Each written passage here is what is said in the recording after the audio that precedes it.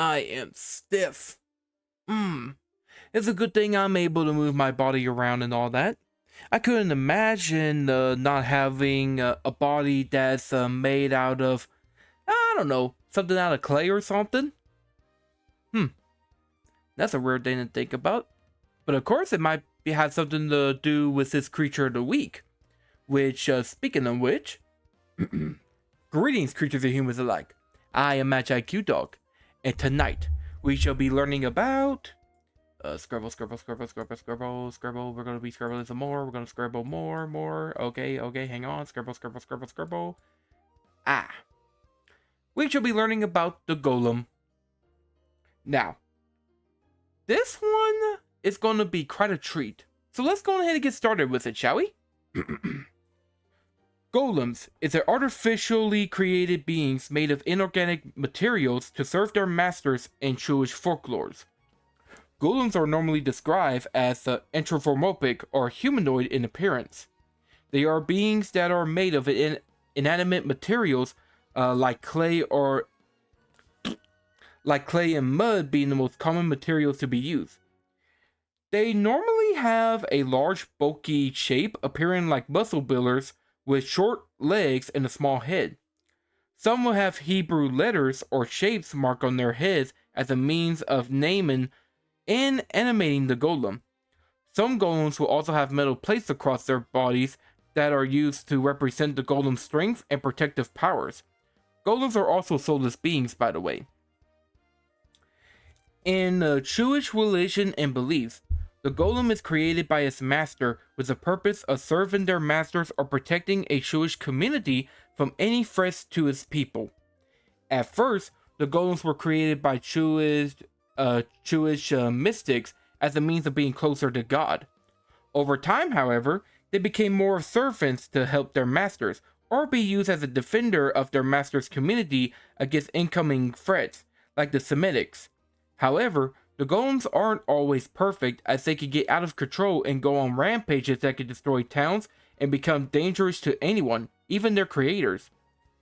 In the stories, these artificial beings represent the human desire to create life, the desire to control creation, and the consequences of making life. Now, in folklore and religions, there's pretty much the singular type of golem, the one being made out of clay. However, a golem is a being that's created by inanimate materials. If so, then there could be more than just a single type of golem. In more modern times, there could be a multitude of golems that is based on what materials that is used and the purpose of which they are made. For example, you have the armor golems made of armor that's assembled that can be used for warfare and guarding duties. Then there is the metal or iron golems, made of iron and metal parts that can be used for mechanical purposes or manual labor. Excuse me, I had a Sprite earlier. Next, you have the more historically terracotta golems. These golems are made with terracotta materials and can be used the same as regular golems. No, these golems are inspired by the Chinese terracotta army sculptures in the Lingtong district. There's also the snow golems that are made of snow and ice, but they could only exist in colder climates. And finally, you have the wood golems that are crafted from wood. They can be used for agricultural and farming purposes. Now, these aren't technically mythical beings from folklores. However, like I mentioned, golems can be made of any inanimate material, so these I mentioned can exist if crafted correctly. Now, golems are made to be strong and capable for both chores and combat. Because of these, golems have some physical powers and abilities. The main one is strength, as golems are known to have great physical raw strength, or raw power as I will say. They are also durable and have high stamina, since they won purely on the talisman/inscription powers. Golems also have long lifespans, but they are not immortal. Wait, no, I said that. Now I'm reading that wrong. Take two. Golems also have long lifespan, if not immortality through aging, since they are made of inorganic matter. Golems are also great guardians with protective and defensive abilities to help protect towns. But golems also have a berserk state and have destructive capabilities, making them very dangerous. And finally, there are some golems that might have magical abilities, like invisibility and calling upon the dead. But as powerful as golems are, they are built to have weaknesses. The main one is by destroying their Hebrew letter / inscription / talisman / or any other magical medium. For that, it's a golem's death. Another is their limited intelligence, which can be used against them. Although some golems can become more intelligent and even gain emotions. Another weakness is using the weaknesses of the material that makes up the golem. For example, with a body made of clay, just use large amount of waters to destroy their bodies. Alrighty. Now, being artificially created beings, golems can be crafted by Jewish rabbis and Kabbalists, and the knowledge is spread from Kabbalist to Kabbalist. Now, I can't give the exact incantations and method of the ritual, since I didn't really take that study myself back at the academy. However, I can at least tell you some of the process. First, you need the materials to make the golem, which is specialized clay, mud, and dust that a rabbi gathers. Second, make it into a humanoid shape, often by baking and molding it. Third, use the Hebrew letters or use a shim, shim, S-H-I-M, or any other talisman like medium to place on the golem's forehead or in their bodies, kind of like their mouth, for example, like Anyways, there's also inscribing the word emet, which means truth, on the golem's forehead. And finally, the rabbi performs the incantation or ritual practice to bring the golem to life, either by using the Hebrew alphabet or a circle dancing ritual. For greater details of the golem's creation, there's a book called Sefer Yeseraf, or the Book of Life, that talks about the golem's creation process, and the manuscript of Sodin Wasaya that gives better detail on using Hebrew letters to make the golem. With this new knowledge, I'm sure some of y'all will want to create your own golem. However, I recommend letting the professionals do it instead.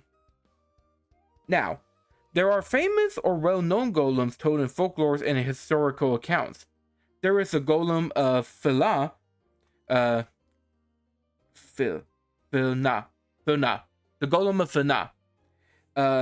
This golem is made by the Rabbi Elisha, who uses the golem to gather fish and defend his people in the capital Vilna, or Vilna.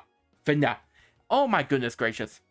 Anyways, then you have the Golem of Chelm, Chelm. I think it's pronounced Chelm. Chelm. There we go. Anyways, this golem was created by the Rabbi Eliyahu of Chelm. Y'all can look this up yourself. Anyways, he created this golem to help his community, but the golem did cause more trouble with some chaotic scenes while performing tasks, and this forces the rabbi to remove the parchment and ending the golem. There's also the story that Solomon M. Gabriol, a Jewish poet and philosopher, created a female golem to do his chores around the house. Next was a golem that was said to be made by Samuel of Speyer. He was claimed to create a mute golem that became his traveling companion across France and Spain. However, out of all of these, the most famous of all golems is Yossele, better known as the Golem of Prague. At least I think that's how you pronounce it. The Golem of Prague. It might be the Golem of Prague, my bad. Either way, it's Prague for some of y'all. Anyways, this golem was made by the Rabbi Judith Lod ben Salel. I really hope I pronounced that name right. Anyways, the story pretty much goes as this. Back at the late 16th century, Rabbi Lo had a dream or heard a voice telling him to create a being made of clay that would protect Prague.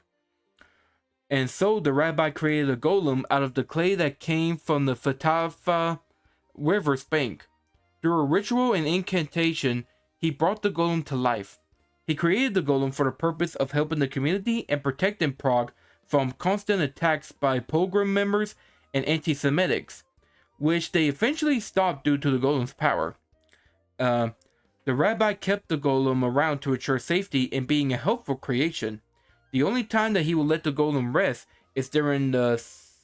Let's see, I know I'm going to be butchering this wrong, but it's Sabbath. It's a sacred Jewish holiday by removing the chin from the golem's mouth. But one day during the Sabbath, the rabbi forgot about the golem and went on to the synagogue. The golem, in different accounts, whether it be gaining an emotion and got heartbroken or simply ran out of control, started to wreak havoc and destruction across Prague. The rabbi was brought forth by another rabbi about the golem, and he and his assistant at the time was able to stop the golem and remove the shim. The golem at the synagogue turned a dead pile of clay and died. The rabbi then took the remains and placed them in the attic of the old synagogue building. But in 1883, during the renovation of the synagogue, the remains are gone. Some believe that they have been stolen and entombed in a graveyard at Prague's Sikov district. And that brings the end of the famous Yossele, the Golem of Prague.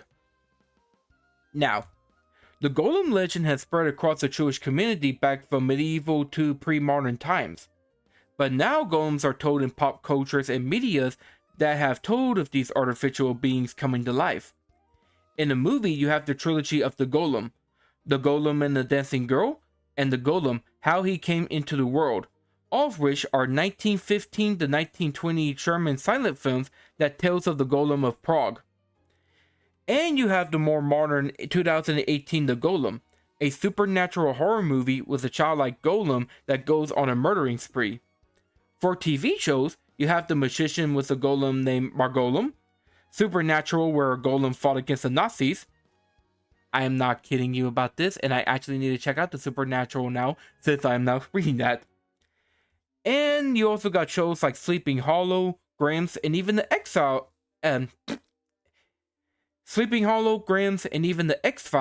that had episodes dedicated to golems. For cartoons, you have Cinderblock that's kind of like a golem in Teen Titans. You got the golem character from Disney's Gargoyle. You got a golem monsters from Winx Club. The Golem of Prague from The Simpsons. And Stoneheart, an akumatized Ivan that appears like a golem in Miraculous Ladybug. Miraculous! Anyways, with anime and manga, you have the armor golems that are made from Dragon Bones and Overlord. The character golem, that's the main character in Somali and the Forest Spirits. The character golem of Monster Ranchers. The golem that Senshi uses to grow crops in Dungeon Mechi. Wait, no. I might be pronouncing that wrong. No, it's Don Mechi that I'm thinking about. Yeah, it's Dungeon Mechi, my bad. Anyways, you also got the golem-like summons that Saul Maron creates, and security golems as magic tools in Black Clover, and Beretta, the bodyguard of Ramirez in the Slime anime. In video games and games in general, D&D is full of regular and other type of golems like iron golems. Castlevania's got many types of golems ranging from giant clay ones to rock piles that are animated. Pokemon features a Pokemon named Golem that is a rock ground type. Clash of Clans got golem characters that can soak up damages. Let's see. There's also a boss golem made of buildings and cars in the game Legendary that I streamed a while back. Let's see. You also got the iron golems that exist in Minecraft. By the way, I didn't really type that down, but I completely forgot about it and I remember it right now. And you also got the Dark Souls that features many different golems as enemies or bosses. Within books and comics, Marvel's got Golem, the Golem of Prague that became a member of S.H.I.E.L.D.'s Howling Commandos, and the book The Golem, written by Gustav Meyrink, and The Golem in the Chinese by Helene Recker. D&D also features golems in their Monster Encyclopedia books. And finally, The city of Prague and the entire the Czech Republic dedicated the golems as a major tourist attraction that sells little figures, name restaurants and businesses after it, have golem patterns on streets and cobblestone sidewalks, and even have huge statues and sculptures of the clay beings in Prague in its honor. And now we are finally ending this out with this. The golems, being artificially made by men, is a testament of human creation and the dangers of said creation. From humble servants to guardians of towns are becoming destruction incarnate. Whatever the case, they are beings that stand in a relationship of creation and creator. Just don't try to make one yourself without a proper guide. And with that, that ends the golem. So, what do you guys think of these artificially created beings? Would you like to create one yourself? Would you like to learn the techniques of said creation? Or would you like to just stay away from them in case they go on a rampage? Let me know in the comment section on my YouTube page. Let's see. Now, I think the next creature I'm going to be talking about is going to be gigantic in size, and it lives in the sea, and no, it is not the Kraken. I do got the Kraken planned for, but it's not this one. It's actually another different type of giant creature that's more of a crabby type. I'll let you all figure that out later on in the future. But for now, let's go ahead and end this Creature of the Week stream, shall we? Thank you all for coming on this fantastic Creature of the Week stream. I hope you all had as much fun as I did. We got to learn about the golems and how to make one. And if you wish to see more of these creatures, just check me out on my Twitch page. Also check me out on Twitter and YouTube as well. And with that, I bid this show adieu. So see you guys. So long. Bye bye. Okay, bye.